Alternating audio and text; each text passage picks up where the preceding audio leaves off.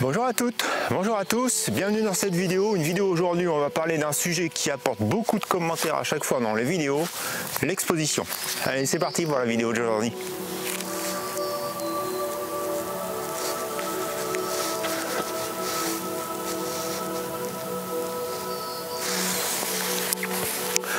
Alors oui, quand je lis les commentaires des vidéos sur YouTube, je pense que les deux choses qui amènent le plus le commentaire, c'est où je fais la mise au point et comment je fais l'exposition. Alors sur l'exposition, il y a toujours énormément de commentaires. Et justement récemment, donc je sais plus pour quelle vidéo, je pense que c'est la vidéo où j'avais parlé un peu de l'histogramme et compagnie.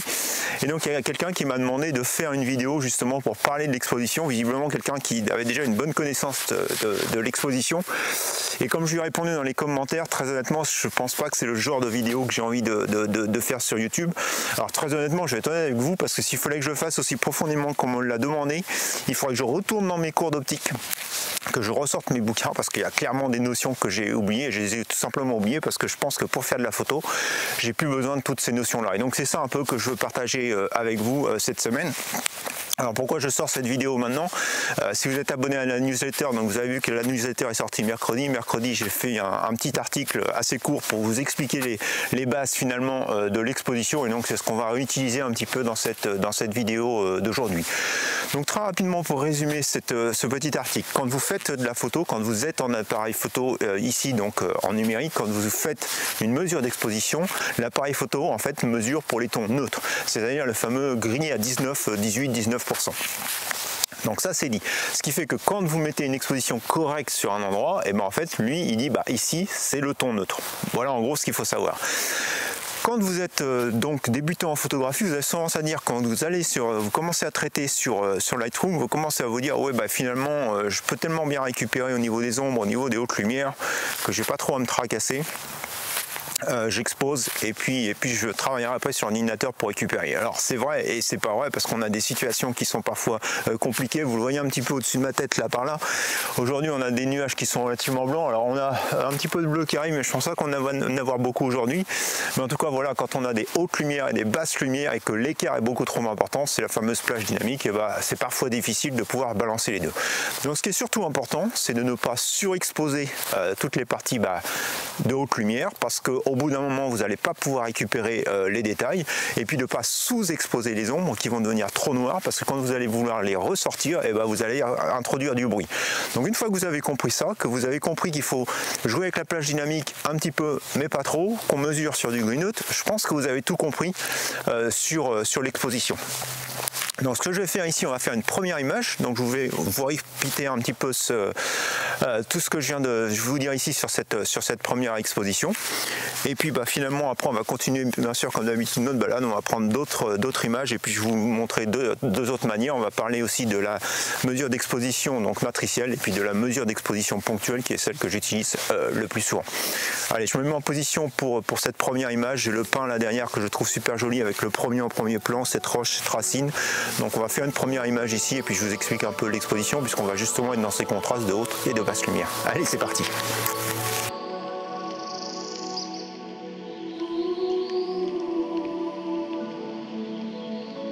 Donc ma première image, comme je vous le disais, ça va être ce pin que vous voyez là-bas dans le fond. Et donc ce pin donc, qui est finalement sur un premier plan, qui sont les nuages derrière. Alors les nuages sont blancs, on voit quand même un petit peu de bleu là qui apparaît. Alors j'en ai aussi un peu au-dessus d'ailleurs, donc c'est intéressant. Par contre le peu de brouillard qu'il y avait est en train de complètement se dissiper, mais bon ça c'est pas trop grave. C'est un peu plus grave parce que j'avais une autre image en tête, et je vais pas pouvoir la faire parce que justement à cause du brouillard qui disparaît, j'ai trop d'arrière-plan un peu fouillis on va dire. Donc du coup on va abandonner, mais il y avait tous ces boulots ici qui pouvaient être intéressants pour une image. Bref, on va se concentrer sur cette image qui est là. Et on va revenir sur l'exposition. Donc comme je vous ai expliqué dans le petit article, donc en fait, si vous voulez sur le terrain trouver ce fameux gris neutre, et ben c'est tout ce qui est à peu près, voilà, tout ce qui est couleur verte qui réfléchit la lumière. Et si vous regardez, donc là je suis à un ISO 100, je suis à f8, alors d'ailleurs je vais régler mon diaphragme, parce que pour cette image on va plutôt aller chercher voilà, du f11, quelque chose comme ça, un petit peu plus de profondeur de champ, ce qui va me faire encore descendre un petit peu plus ma vitesse, un tiers. J'ai pas de vent, je suis sur mon pied, donc ça c'est pas trop grave, on va rester à l'ISO 100. Et donc vous voyez, je suis bien exposé, d'après le petit diagramme que vous avez dans le bas, à un tiers f11. Maintenant, si on analyse notre image, donc la partie la plus sombre, et bien la partie la plus sombre, la plus noire, elle est probablement, vous voyez, elle est au pied de l'arbre ici. Donc là, je suis sous-exposé de 2 tiers de stop. J'ai aussi de l'autre côté, un peu par ici, où je suis vraiment dans l'ombre. Donc là, j'ai toujours aussi les 2 tiers de stop. On pourrait regarder le pied de la pierre aussi, qui est toujours lui à 1 tiers de stop. Donc ouais, parce qu'en fait c'est la petite partie qui est en dessous, donc qui est pas bien visible par mon capteur. Mais voilà, j'ai 2 tiers de stop. Par contre, si je monte ici dans le ciel, voilà, vous voyez, j'arrive même plus avec mes 3 stops sur l'échelle. Je sais que je suis encore sous-exposé plus de 3 stops. Donc c'est là où toute la plage dynamique en fait de votre appareil photo va être importante. Et je sais que beaucoup n'aiment pas, mais si vous regardez votre histogramme, donc vous voyez très bien que dans les hautes lumières, on a quelque chose de cramé. Donc du coup, on va ramener, hop, excusez-moi, on va ramener encore la vitesse, donc on va l'augmenter pour avoir quelque chose. Vous voyez, là on commence à avoir quelque chose. Alors vous voyez, je vais continuer à descendre pour vous montrer un peu ce qui se passe dans le ciel. Vous voyez, alors là je suis carrément sous-exposé parce que là d'un seul coup, vous voyez, j'ai 2 tiers de stop pour les hautes lumières. Et si j'arrive sur ma partie basse, et ben là je suis sous-exposé. Donc vous voyez en fait les deux extrêmes. Ici, quand je vais ressortir mes ombres, je vais avoir du bruit.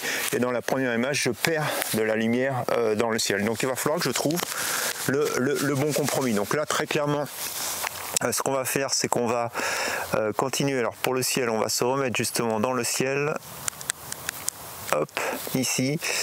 Et je pense qu'on va se mettre quelque chose comme ceci. On n'est pas tout à fait allé avec deux stops pardon, ici. Et puis là, j'ai presque, vous voyez, en fait, j'ai 5 stops de différence. Donc je suis à F11, F15, 1/15e F11. Je vais faire par contre la mise au point sur mon chêne. Je vais déclencher. On prend l'image. Et je vous laisse regarder, développer à l'écran.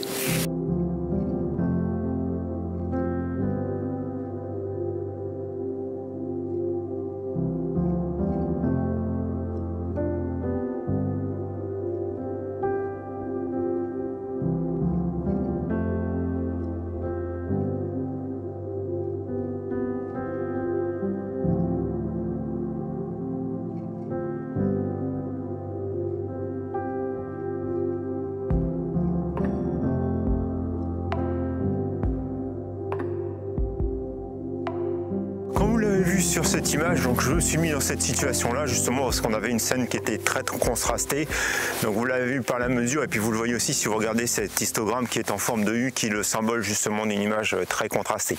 Allez, on va remballer un peu les affaires, on va continuer et on va aller un petit peu plus loin pour prendre notre seconde image, et cette fois-ci on va prendre la seconde image avec une exposition matricielle et je vais vous expliquer ce que ça a comme avantage. Allez, on continue.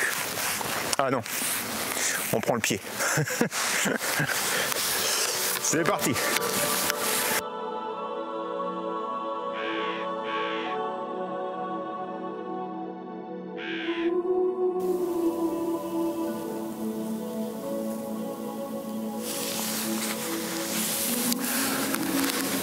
Sur ma deuxième image, donc je suis encore en contre-jour, donc si vous regardez sur l'histogramme, vous voyez on se retrouve encore avec un histogramme en U, donc une image fortement contrastée. Et donc ce que j'ai fait ici, c'est que je me suis mis, donc vous voyez le petit logo en bas à gauche qui vous dit que je suis en exposition matricielle. Donc en exposition matricielle, ça veut dire qu'il va prendre toute l'image, il va en faire une moyenne pour l'exposer finalement pour un ton neutre. Donc si on fait comme ça, on se retrouve ici, donc j'avais sélectionné un diaphragme de F11, j'ai fait la mise au point sur le chêne et je me retrouve à 1/40e à ISO 100 pour faire l'image. Si vous regardez l'histogramme donc que je vous remets ici, vous voyez bien que je suis quand même pas mal sur la droite, donc probablement que dans le ciel là je suis déjà surexposé. Et donc ce que je vais faire, c'est que je vais moi sous-exposer un peu. Donc pour sous-exposer un tout petit peu, je vais augmenter hop, j'étais bien parti, ma vitesse. Vous voyez, pour essayer de récupérer un petit peu d'informations sur le ciel et puis de décaler finalement mon histogramme sur la droite. Donc je ne vais pas descendre au 1,80e, je vais me laisser au 1,60e. Mais de la même manière finalement, donc on a essayé d'équilibrer entre les hautes et les basses lumières. Alors si on regarde sur le tronc du chêne, je pense que là malheureusement le tronc du chêne il va probablement être très sous-exposé. Je le vois vraiment bien noir. Alors après vous me direz je suis dans l'œilleton, mais je pense, il y a des gens qui passent là-bas dans le fond, mais je pense que ça va quand même être assez compliqué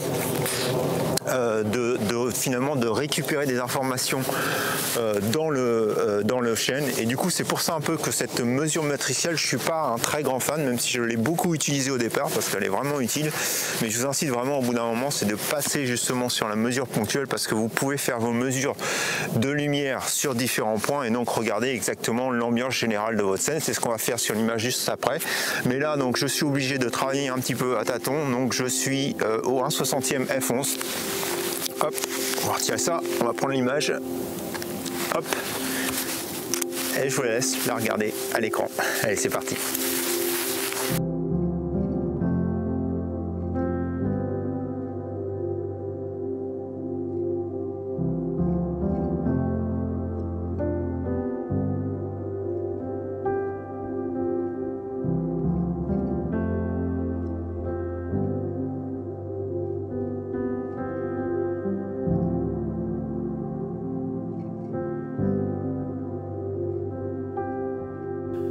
Alors quand je suis arrivé devant l'ordinateur et que j'ai fait le développement de cette image, je me suis dit que compte tenu des forts contrastes, un développement en noir et blanc servirait probablement mieux cette image. Je vous laisse me donner votre avis dans les commentaires.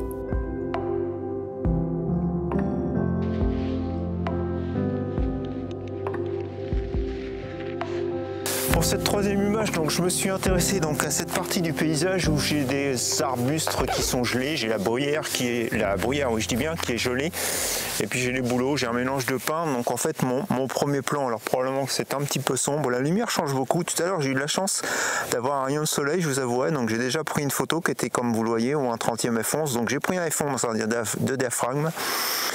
Donc voilà, mise au point sur le pin. Le pin qui est vert, donc si vous regardez entre cette partie là, comme je vous expliquais, donc c'est ce qui fait le green out. Alors vous voyez la lumière arrive, donc du coup je peux me remettre au 1/20e ici. Qu'est-ce que je fais? Hop, ça change beaucoup. Alors où est-ce que j'ai changé mon... Hop, je recommence. Donc là je suis, excusez-moi, voilà, au 1/25e, et donc si je descends, vous voyez, sur tout ce qui est donc cette partie là, et notamment ici là où je vais avoir des parties sombres, j'ai presque, allez, j'ai un stop un tiers. Alors des parties sombres probablement là-bas, ici sur le pin aussi. Vous voyez là j'ai un stop complètement à gauche. Là j'ai 2 tiers de stop, et je pense qu'au niveau des parties sombres c'est ce qu'il y a, et au niveau des parties lumineuses, bah, vous voyez, encore une fois je dépasse. Et donc moi c'est vraiment la façon dont je fais ces images, c'est-à-dire que je vais aller chercher les extrêmes, et puis après je vais en prendre une valeur moyenne plutôt que d'exposer pour les tons moyens, ce que vous voyez me faire souvent. Donc en fait ici vous voyez, je vais essayer de regarder comment je peux exposer pour le ciel. Donc je vais continuer à augmenter ma vitesse. Donc vous voyez là ici, voilà, je déplace plus, je suis à 1/40e, et donc on a vu. Bonjour. On a vu que sur les parties les plus sombres, donc il y avait ici, et puis là maintenant, donc c'est mon ombre malheureusement qui fait ça, qu'il va falloir que je chasse. Donc là on va plutôt aller là-bas de l'autre côté, et là je suis à un stop. Donc j'ai un stop ici, dans le ciel un stop sous-exposé, dans le ciel je suis à... donc là je suis à 2 stops un tiers, donc j'ai 3 stops un tiers de différence, donc 3 stops un tiers avec beaucoup plus de haute lumière que de basse lumière. Donc ce qui veut dire qu'en fait la moyenne, donc elle serait à 3 stops un tiers, elle est à en gros un stop et demi. Donc du coup je vais aller m'exposer presque avec, je vais aller exposer pardon sur mon sapin maintenant, enfin je vais me faire ma mise au point sur le sapin, hop. Et par contre je vais pouvoir me permettre de surexposer légèrement un petit peu sur le sapin. Voilà.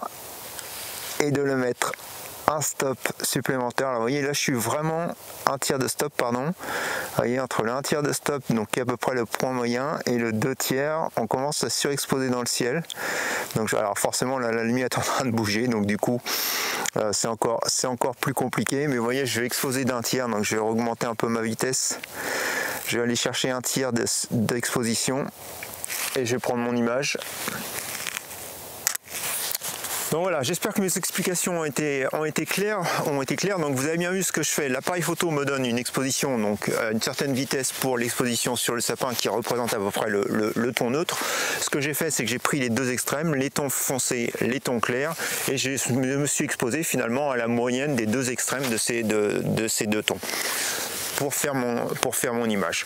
Je serais resté sur le sapin, ça n'aurait pas fait une grosse différence. Vous avez vu ici, on a un tiers de stop. Parfois dans des scènes beaucoup plus contrastées avec une plage dynamique encore plus importante, ça peut faire une grosse différence. Mais de toute façon, de manière générale, ce que j'essaye toujours de faire, c'est d'exposer pour mon sujet. Ça, c'est le plus important. Et après, je contrôle que mes basses et mes hautes lumières ne sont pas trop sous-exposées ou trop surexposées. Et donc, j'ajuste légèrement autour de cette position d'équilibre. Donc, c'est vraiment ce que je vous encourage de faire pour faire vos mises au point. Pour faire vos réglages d'exposition, c'est de vous exposer sur le sujet et après vous vérifiez sur les basses et sur les hautes lumières. Allez, trêve de blabla, je vais encore faire une vidéo d'une demi-heure sinon, je vous laisse regarder l'image. Allez, c'est parti.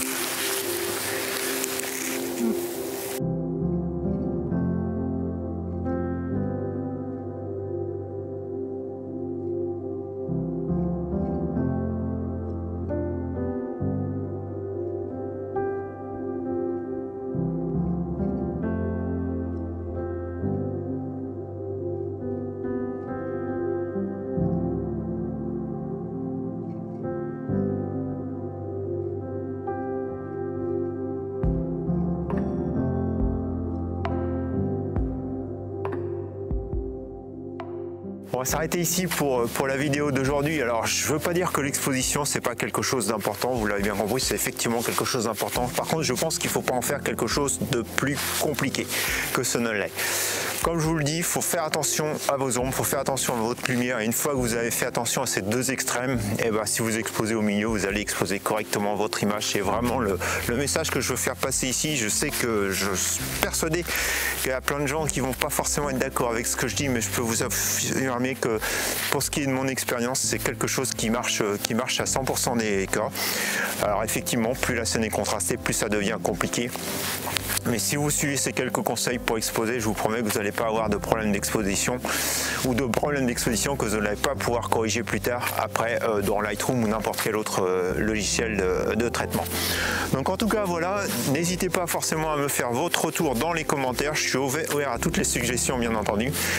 J'espère qu'en tout cas cette vidéo vous aura été utile, qu'elle vous aura plu. Si c'est le cas, vous connaissez la petite musique, un petit pouce en l'air, n'hésitez pas à la commenter comme je vous le disais, à la partager. Et puis bah, il ne me reste plus qu'à vous souhaiter une bonne semaine. Mercredi tuto matériel et puis la semaine prochaine de nouvelles expériences photographiques. Allez, bonne semaine à vous, au revoir.